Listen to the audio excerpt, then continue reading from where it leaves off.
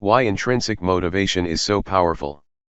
Motivation is one of the main reasons we do things, take an action, go to work, and sometimes overwork ourselves, create goals, exercise our willpower.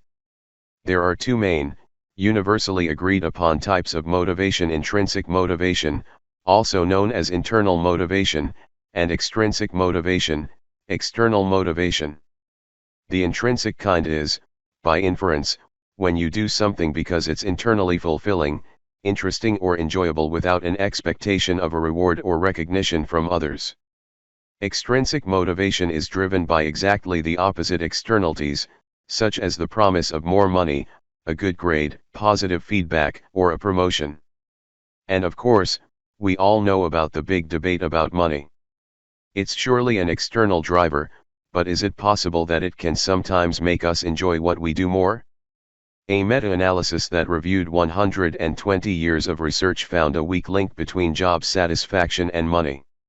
And what's more, there is some evidence to suggest that more money can actually have an adverse effect on your intrinsic motivation. Regardless of its type, motivation is still important to get you moving, to improve, excel, and put that extra effort when you feel like you don't have a single drop of energy left to keep going. So, let's see some of the best things you can do to keep the fire going, even when you'd rather just indulge in pleasant idleness. Why intrinsic motivation tops extrinsic motivation. Generally speaking, we all need motivation. An avalanche of research, though, shows that when it comes to finding the lasting drive to do something, internal incentives are much more powerful than extrinsic rewards. Why? It's simple. There is a great difference when you engage in something because I want to, as opposed to I must. Just think about the most obvious example there is, work. If you go to work every day, dragging your feet and dreading the day ahead of you, how much enjoyment will you get from your job? What about productivity and results? Quality of work? Yep, that's right, you definitely won't be topping the Employee of the Month list anytime soon. The thing with external motivation is that it doesn't last. It's susceptible to something psychologists call hedonic adaptation. It's a fancy way of saying that external rewards are not a sustainable source of happiness and satisfaction. When you put in 100-hour weeks in order to get promoted, and you finally are, how long does your high last? The walking on a cloud feelings wear off quickly, research tells us, making you want more. Therefore, you are stuck on a never-ending hedonic treadmill, i.e. you can progressively only become motivated by bigger and shinier things, just to find out that they don't bring you the satisfaction you hoped for, when you finally get them. Or, as the journalist and author Oliver Burke-Eman wonderfully puts it, write every day won't work unless you want to write. And no exercise regime will last long if you don't at least slightly enjoy what you're doing. Benefits of intrinsic motivation. If you are still unconvinced that doing things solely for kudos and brownie points is not going to keep you going forever, nor make you like what you do, here is some additional proof. Studies tell us that intrinsic motivation is a generally stronger predictor of job performance over the long run than extrinsic motivation. One reason is that when we are internally driven to do something, we do it simply for the enjoyment of the activity. So, we keep going, day in and out, because we feel inspired, driven, happy, and satisfied with ourselves. Another reason has to do with the fact that increasing intrinsic motivation is intertwined with things such as higher purpose, contributing to a cause, or doing things for the sake of something bigger than ourselves or our own benefit. A famous study done by the organizational psychologist Adam Grant is case in point. By showing university fundraisers how the money donated by alumni can help financially struggling students to graduate from college, their productivity increased by 400% a week. The callers also showed an average increase of 142% in time spent on the phone and 171% increase in money raised. Internal motivation has been found to be very helpful when it comes to academia, too. Research confirms that the use of external motivators, such as praise, undermines students' internal motivation, and, in the long run, it results in slower acquisition of skills and more errors in the learning process. In contrast, when children are internally driven, they are more involved in the task at hand, enjoy it more, and intentionally seek out challenges. Therefore, all the research seems to allude to one major revelation: intrinsic motivation is a must-have if you want to save yourself the drudgery we all sometimes feel when contemplating the things we should do or must do. 6 ways to enhance your intrinsic motivation. So, how does one get more of the good stuff? That is, how do you become internally motivated? There are many things you can do to become more driven. Here are the ones that top the list. Number 1. Self-efficacy. The theory of self-efficacy was developed by the American-Canadian psychologist Albert Bandura in 1982. Efficacy is our own belief in whether we can achieve the goals we set for ourselves. In other words, it's whether we think we got what it takes to be successful at what we do. It's not hard to see the link of self-efficacy to higher self-esteem, better performance, and, of course, enhanced motivation. People with high self-efficacy are more likely to put extra effort in what they do, to self-set more challenging goals, and be more driven to improve their skills. Therefore, the belief that we can accomplish something serves as a self-fulfilling prophecy. It motivates us to try harder to prove to ourselves that we can do it. Number 2. Link your actions to a greater purpose. Finding your why in life is incredibly important. This means that you need to be clear with yourself on why you do what you do and what drives you.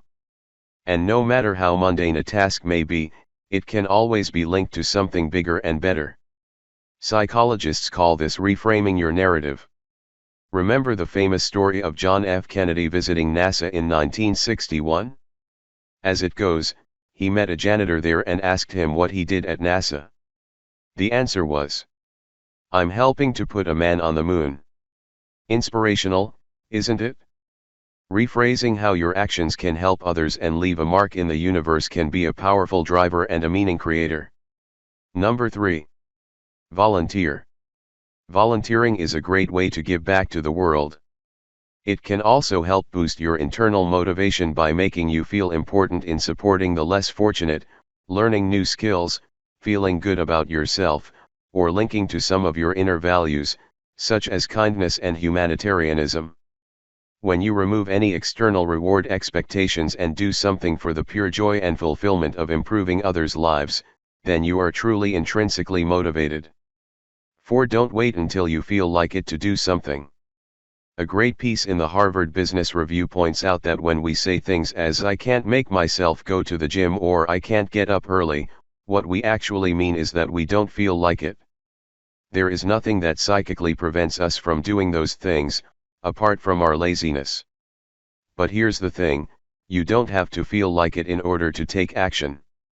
Sometimes, it so happens that you may not want to do something in the beginning, but once you start, you get into the flow and find your intrinsic motivation.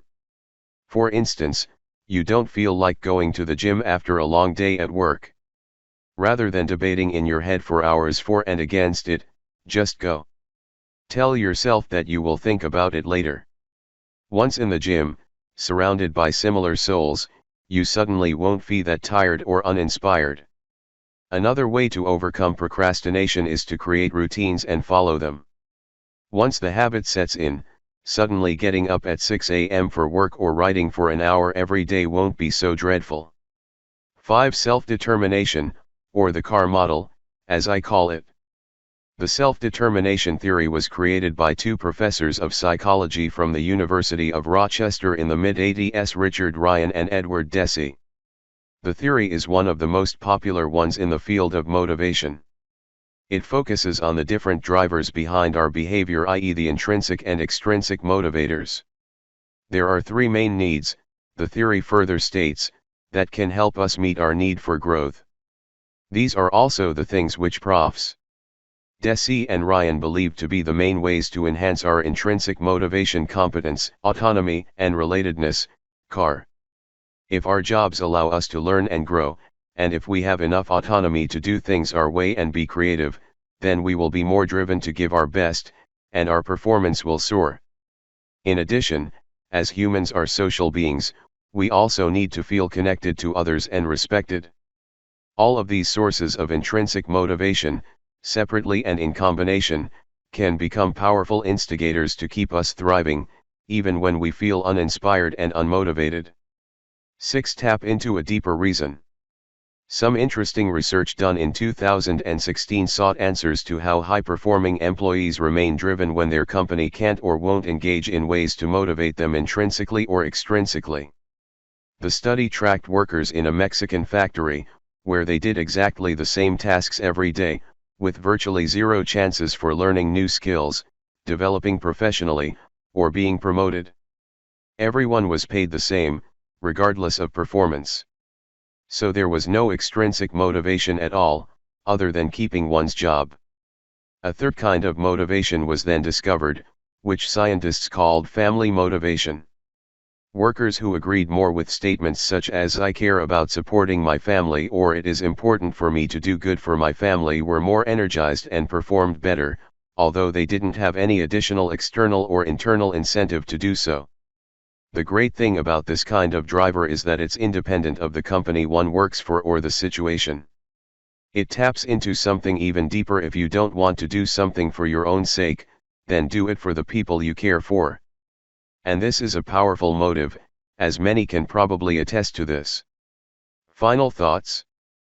Frederick Herzberg, the American psychologist who developed what's perhaps still today the most famous theory of motivation, in his renowned article from 1968, which sold a modest 1.2 million reprints, and it the most requested article from Harvard Business Review one more time, "How do you motivate employees?" wrote, "If I kick my dog, he will move. And when I want him to move again, what must I do? I must kick him again. Similarly, I can charge a person's battery, and then recharge it, and recharge it again. But it is only when one has a generator of one's own that we can talk about motivation. One then needs no outside stimulation. One wants to do it." Herzberg further explains that the so-called hygiene factors, salary, job security, benefits, vacation time, work conditions, don't lead to fulfillment, nor motivation. What does, though, are the motivators: challenging work, opportunities for growth, achievement, greater responsibility, recognition, the work itself. Herzberg realized it long ago. Intrinsic motivation tips the scales when it comes to finding long-term happiness and satisfaction in everything we do, and to improving our overall well-being. In the end, the next time when you need to give yourself a bit of a kick to get something done, remember to link it to a goal bigger than yourself, and preferably one that has non-material benefit.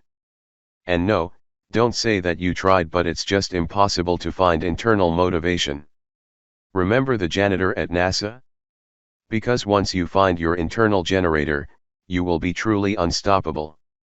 Visit our channel to hear more tutorials.